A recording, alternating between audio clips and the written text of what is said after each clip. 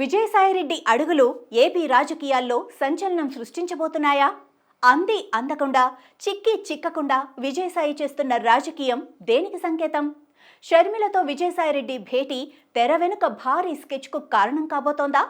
జగన్ గురించి అన్నీ తెలిసిన విజయసాయి రాజీనామాతో వైసీపీకి ముప్పు పొంచి ఉందా? Let's watch this story. ఇటీవలే రాజ్యసభకు వైసీపీకి రాజకీయాలకు గుడ్ బై చెప్పిన విజయసాయిరెడ్డి కదలికలపై రాష్ట్ర రాజకీయాల్లో సర్వత్రా ఆసక్తి నెలకొంది. తాను ఏ పార్టీలోనూ చేరటం లేదని ఆయన చెప్పినా తాజాగా ఆయన గురించి ఓ ప్రచారం సాగుతోంది.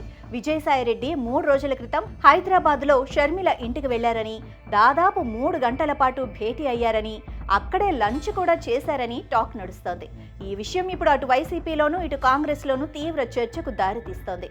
అసలు నిజంగా భేటీ జరిగిందా లేదా అన్న సంగతి కూడా ఇంకా ఎవరూ కన్ఫర్మ్ చేయలేదు. అయితే గతేడాదిలో షర్మిల, వైఎస్ జగన్ మధ్య నెలకొన్న ఆస్తుల తగాద విషయంలో విజయసాయిరెడ్డి జగన్ వైపే నిలిచారు.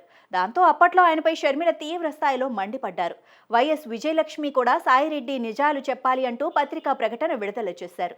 ఇటీవల వైసీపీకి సాయిరెడ్డి రాజీనామా చేసిన అనంతరం షర్మిల ఆసక్తికరమైన వ్యాఖ్యలు చేశారు. జగన్కు విజయసాయిరెడ్డి అత్యంత సన్నిహితుడని, జగన్ ఏం చెబితే అది చేయటం, ఎవరిని తిట్టమంటే వారిని తిట్టడం ఆయన పని అని, రాజకీయంగానే కాకుండా వ్యక్తిగతంగానూ తన బిడ్డల విషయంలో అబద్ధాలు చెప్పిన వ్యక్తి సాయిరెడ్డి అని అన్నారు. జగన్ ఆదేశిస్తేనే ఆయన ఇలా చేశారన్న షర్మిల, అలాంటి వ్యక్తి వైసీపీకి రాజీనామా చేశాడంటే చిన్న విషయం కాదు అని పేర్కొన్నారు. అలాంటిది ఇప్పుడు విజయసాయిరెడ్డి షర్మిలతో సమావేశమయ్యారంటూ వార్తలు రావడంతో ఒక్కసారిగా రాజకీయ వాతావరణం మారిపోయింది. ఈ వార్తలు అటు కాంగ్రెస్ ఇటు వైసీపీలో చర్చనీయాంశంగా మారాయి.